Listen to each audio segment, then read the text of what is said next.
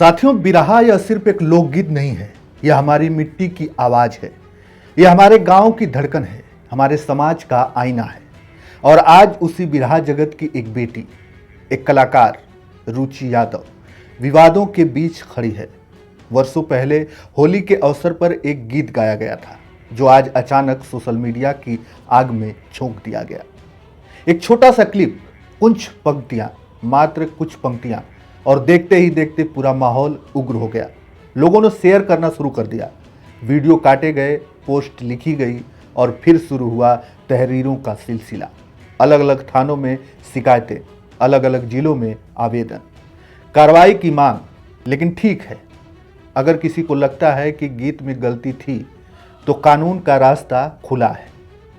लोकतंत्र में हर नागरिक को अधिकार है कि वह शिकायत कर सके। लेकिन सवाल यह है कि क्या सजा का मतलब गालियां देना है? क्या न्याय का मतलब किसी लड़की की तस्वीर डालकर उसकी इज्जत उछालना है? क्या विरोध का मतलब उसकी मां को गालियां देना है? जिस कलाकार ने गीत गाया वो भी एक महिला है, जिसके लिए गीत गाया वो भी एक महिला है। अगर गीत में अभद्र शब्दों का प्रयोग किया गया तो वो निश्चित ही गलत था। लेकिन होली जैसे पर्व को इस तरह की भाषा से जोड़ना भी एक तरीके से गलती ही थी। राजनीतिक टिप्पणी करना एक अलग बात है, लेकिन किसी की गरिमा पर चोट करना दूसरी बात है। इसका विरोध होना चाहिए, मैं भी मानता हूं, ऐसे गीत नहीं गाना चाहिए।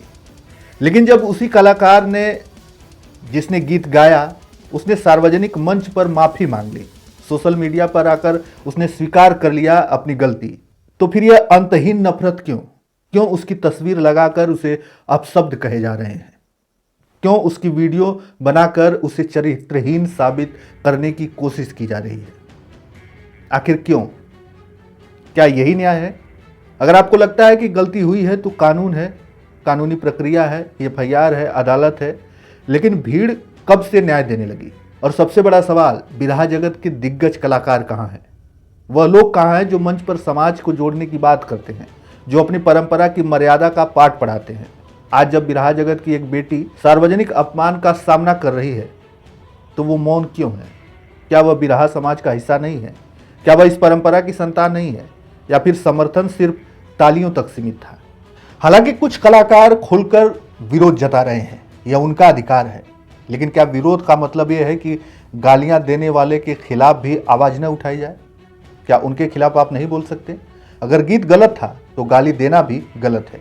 अगर शब्दों ने चोट पहुंचाई तो अपमानजनक टिप्पणी भी उतना ही घातक है।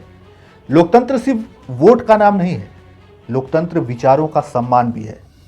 हम अक्सर कहते हैं अभिव्यक्ति की आज़ादी है, हाँ है, लेकिन इसके साथ कुछ जिम्मेदारियां भी है। और जब कोई अपनी गलती स्वीकार कर ले तो समाज का भी एक कर्तव्य होता है कि वह मर्यादा में रहे, वरना सवाल उठेगा। क्या हम गलती सुधारना चाहते हैं या किसी को खत्म कर देना चाहते हैं? एक लड़की जो किसी की बहन है, किसी की बेटी है, अगर किसी ने गलती की तो उसे कानून सिखाएगा। लेकिन समाज का काम है उसे गालियां देना नहीं, उसकी मां को अपमानजनक भाषा का प्रयोग करना नहीं। आखिरकार ये कैसी परंपरा है? ये कैसा न्याय है?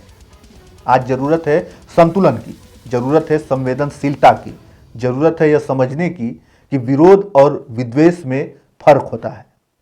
अगर हम हर गलती पर किसी का सामाजिक बहिष्कार करने लगेंगे तो फिर सुधार की गुंजाइश ही कहां बचेगी?